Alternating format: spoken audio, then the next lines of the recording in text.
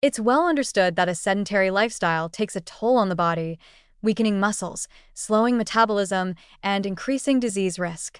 But what's often overlooked is how chronic physical inactivity reshapes the brain itself. Just as movement sculpts and sharpens neural networks, prolonged periods of sitting and disengagement from physical activity can lead to subtle yet widespread changes in the brain, particularly in regions tied to memory, executive function, and emotional regulation. The good news? These changes are not irreversible. The brain, remarkably adaptive through neuroplasticity, can recover and rebuild with consistent movement and stimulation. When the body stays still for too long, so does the brain in certain ways.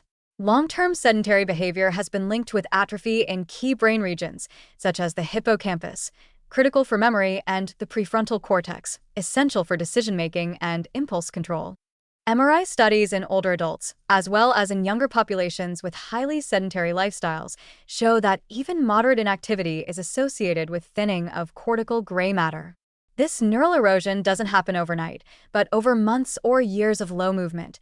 The brain begins to prune and use circuits, reduce synaptic density, and diminish metabolic activity in areas once engaged by regular physical and cognitive challenges. The mechanism is partly metabolic.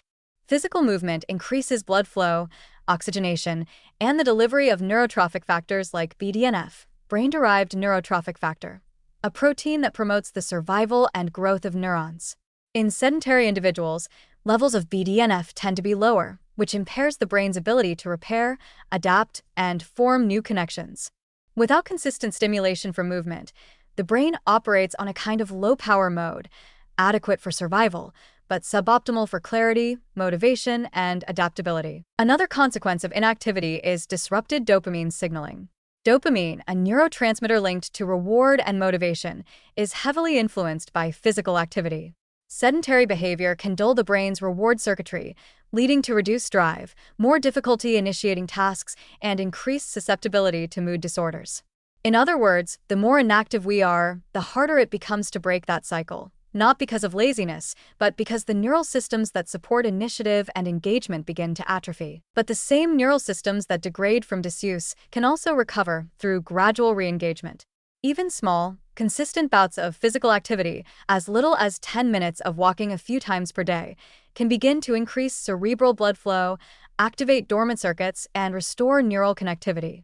In fact, studies show that just 6 weeks of moderate aerobic exercise can lead to measurable increases in hippocampal volume and improved executive function in previously sedentary individuals. The brain responds remarkably quickly to movement, especially when it's paired with intentional attention and novelty. Neuroplasticity thrives on two ingredients: challenge and repetition. Reintroducing physical challenges, even mild ones like dancing, stretching, or brisk walking, reawakens the brain's motor pathways, stimulates coordination centers like the cerebellum, and reignites the sensor-motor cortex. These movements also re-engage the prefrontal cortex, which must plan and adjust actions, and the limbic system, which processes emotional feedback from bodily sensations. The result is not only improved physical performance, but a more alert, flexible, and emotionally balanced mental state. Importantly, reversing sedentary brain changes isn't about intensity. It's about consistency and variety. Activities that incorporate both physical movement and cognitive engagement, such as learning a new sport, taking dance classes, or practicing martial arts, have been shown to produce particularly robust neural benefits. These combine motor learning with attention, memory, and decision-making, offering a powerful stimulus for rewiring the brain. Even mindfulness-based movement practices like yoga or Tai Chi can help reestablish lost neural connectivity. These disciplines don't just train the body. They strengthen the brain's ability to sustain attention, regulate emotion, and interpret bodily cues with more nuance and awareness. When combined with aerobic activity, they offer a comprehensive toolkit for brain rejuvenation. Ultimately, the idea that the brain sits when the body does is not just metaphor, it's neuroscience. But far from being a fixed fate, this decline is reversible. The brain is not just a passenger of physical health, it's a partner in it. And as we move, challenge ourselves, and pay attention to the feedback from our own bodies, we breathe life back into circuits that had gone quiet. In this sense, every step taken, every stretch held, And every moment of movement reclaimed is not just an act of fitness, it's a quiet, powerful reawakening of the brain itself.